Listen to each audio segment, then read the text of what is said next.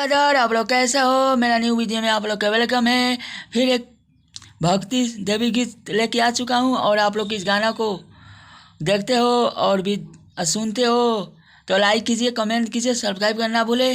चलिए आप लोग इस गाना को लाइन बाय लाइन सुनाते हैं और आप लोग को मस्त लगे तो शेयर कीजिएगा, लाइक कीजिएगा और बबलू विजुअल ऑफिशियल चैनल पर जाकर सब्सक्राइब करना ना भूले।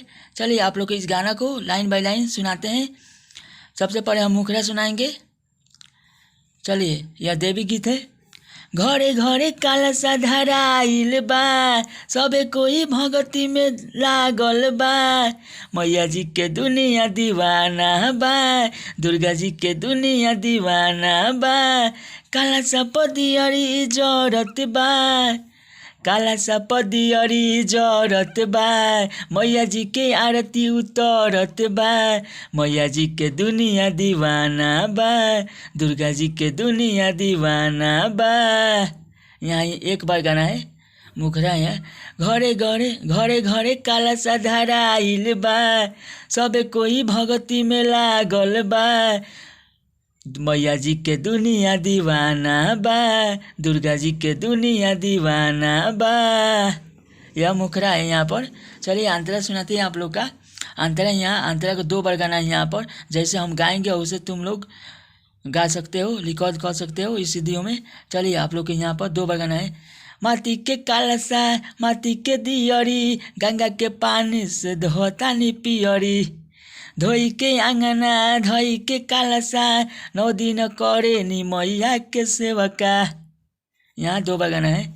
माटी के कालसा माटी के दियरी, गंगा के पानी से धोए नी पियरी। धोई के आंगना धोई के कालसा, 9 दिन करे नी मैया के सेवका। भोरही से गंगा लोग नहात बा, मैया जी के चरनी में जात बा। दुर्गा जी के दुनिया दीवाना बा, मैया जी के दुनिया दीवाना बा, मैया जी के दुनिया दीवाना बा।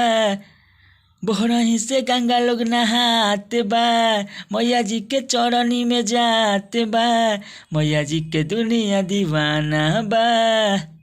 यह अंतरा 1 था। अंतरा यहाँ अंतरा 1 है। अंतरा 1। जो भाई वीडियो को देख रहे हैं तो लाइक कीजिए, कमेंट कीजिए, सब्सक्राइब करना भूले और शेयर करना ना भूले। भाई लोग आप लोग शेयर करते नहीं हो। आप लोग जो भी गाना चाहिए तो हमारे यूट्यूब चैनल पर कमेंट कीजिए, आप लोग गाना ले सकते हो। चलिए अंतरा 2 सुनाते हैं आप लोग का। अंतरा 2 को 2 बार गाना है।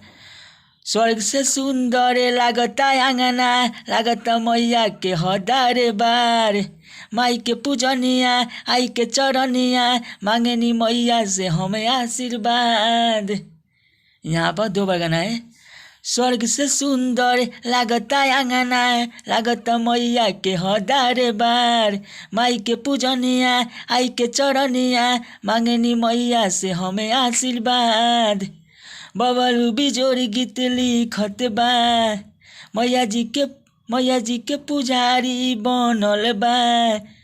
मैया जी के दुनिया दीवाना बा, मैया जी के दुनिया दीवाना बा, दुर्गा जी के दुनिया दीवाना बा। यह अंतरा 2 है। यह अंतरा 1 है, मुखरा है। यह भक्ति देवी गीत है। अब अलग तरह के। और आप लोग इस गाना को चाहिए तो लाइक कीजिए, कमेंट कीजिए और सब्सक्राइब करना भूलिए, कमेंट कीजिए जो भाई का गाना चाहिए तो। और चलिए अगला वीडियो में आप लोग का वेलकम रहेगा। फिर एक धमाका सॉन्ग लेके आऊँगा, भक्ति सॉन्ग।